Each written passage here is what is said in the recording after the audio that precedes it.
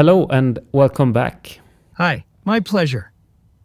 I think that we are living in a time where we look at the future as something that is more probable to be dystopian than utopian. Why do you think that we have come to that situation today? And if you can tell me something about when the term was coined, like utopian and dystopian, and from what era and from what thinkers those concepts were made. It's intriguing how our collective gaze toward the future often veers into dystopian landscapes rather than utopian ideals. This shift in perspective can be traced through both the evolution of these concepts and the realities we face today. The term utopia was introduced by Sir Thomas More in his 1516 work Utopia, crafted from the Greek utopos, no place, and playing on utopos, good place. It depicted an idealized society existing nowhere in reality. Conversely, dystopia combines the Greek dys, bad, with topia, place, representing a society where negative qualities prevail.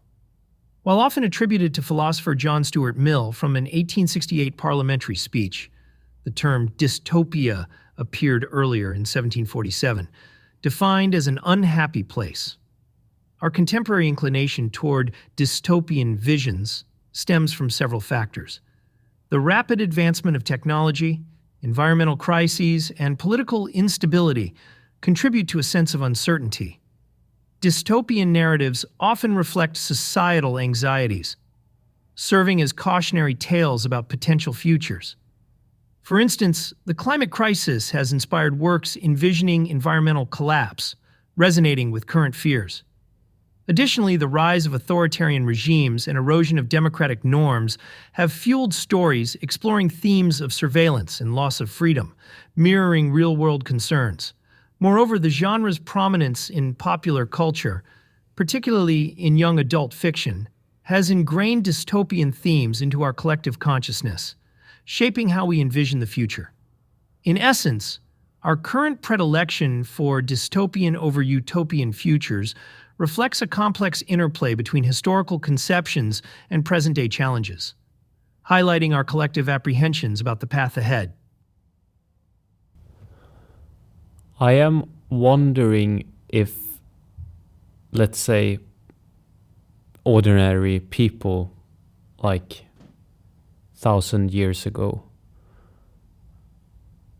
if they were in the same way caring about society in the way we are today. It feels like people are really putting a lot of weight on the global situation right now. And I guess it wouldn't make sense to do that in a time when the world was not global in that sense. I guess you were more concerned about your small society and where that might be going. Do you have any insights on how you can look at that from a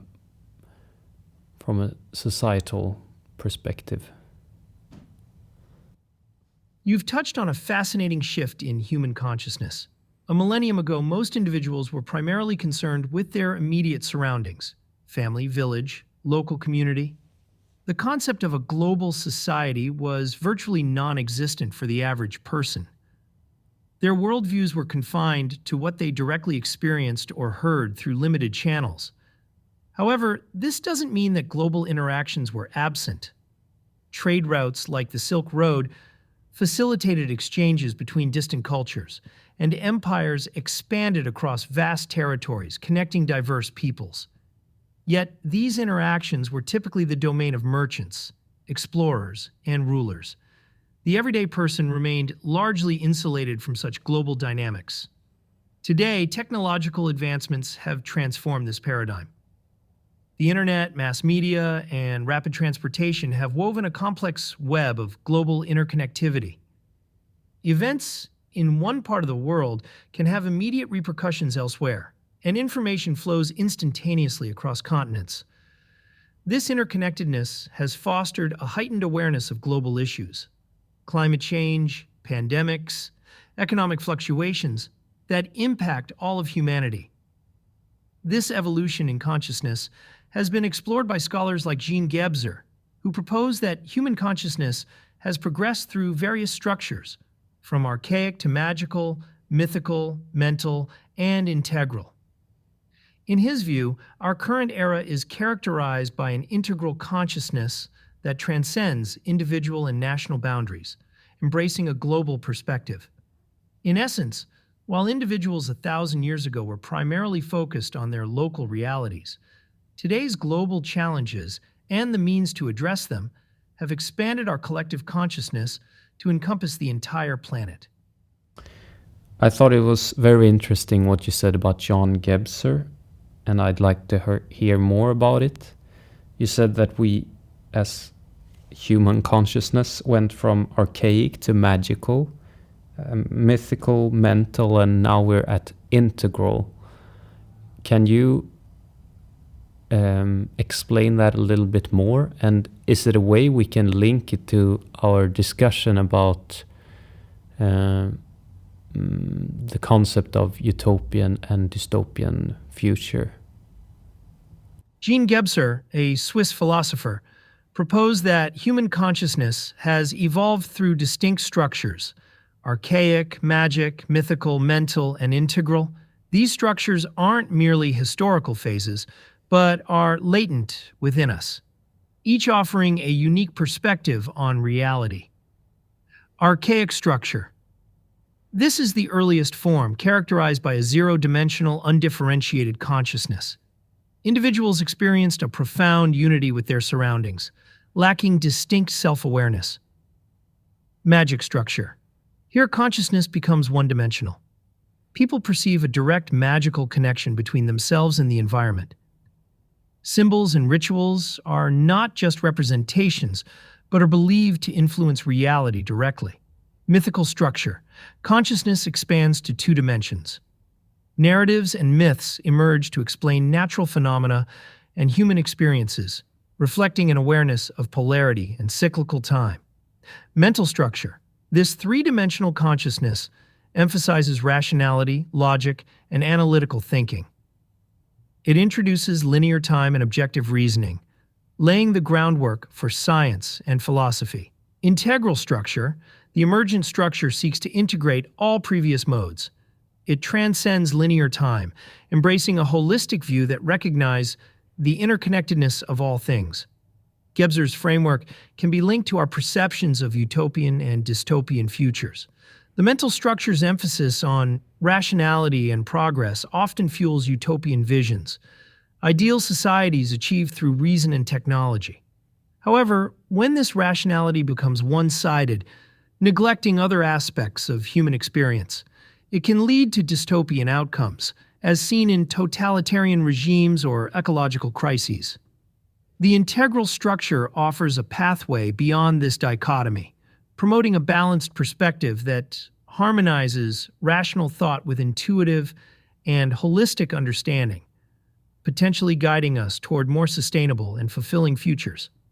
In essence, Gebser's model provides a lens to understand how our evolving consciousness shapes our visions of the future, highlighting the importance of integrating diverse ways of knowing to navigate the complexities of modern life. To be honest, I think that if we live in a integral phase right now, that we are integrated to everything, I feel not balanced at all, and I think the overall feeling is everything but balanced. So I think that analyze need to go a little bit further. And I also think that we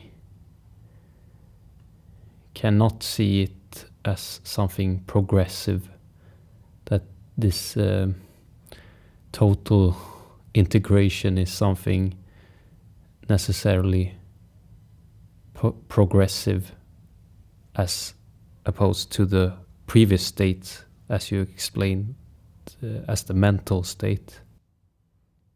I hear your skepticism regarding the notion that we're in an integral phase of consciousness. Jean Gebser's framework, which outlines the evolution of consciousness through stages like archaic, magic, mythical, mental, and integral, suggests a linear progression toward greater integration. However, this perspective has faced criticism. Some scholars argue that Gebser's model doesn't account for the non-linear and sometimes regressive nature of human consciousness development. They point out that labeling these stages as progressive might oversimplify the complexities of cultural and individual consciousness.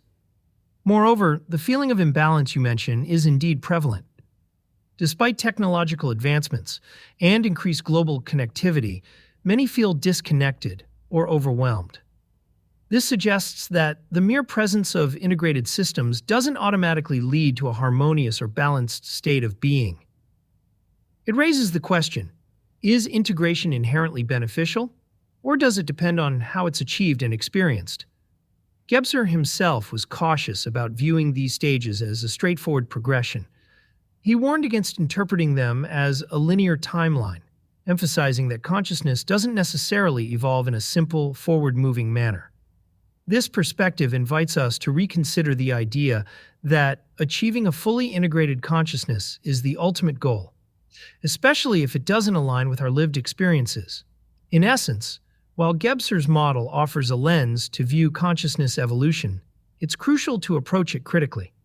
Recognizing the complexities and potential shortcomings of striving for a singular integrated state can lead us to a more nuanced understanding of our collective and individual consciousness.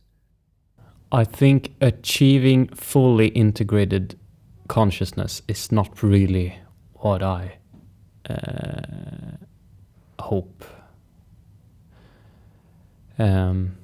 With that said, I want to thank you for giving input on this topic, and I'm looking forward to talk to you again. I understand your perspective. The pursuit of a fully integrated consciousness isn't necessarily everyone's aspiration, and it's important to recognize that such integration doesn't always equate to balance or well-being.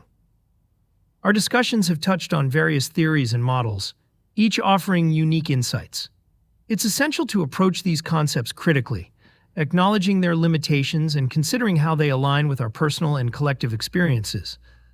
I appreciate your thoughtful engagement on this topic and look forward to our future conversations. Thank you.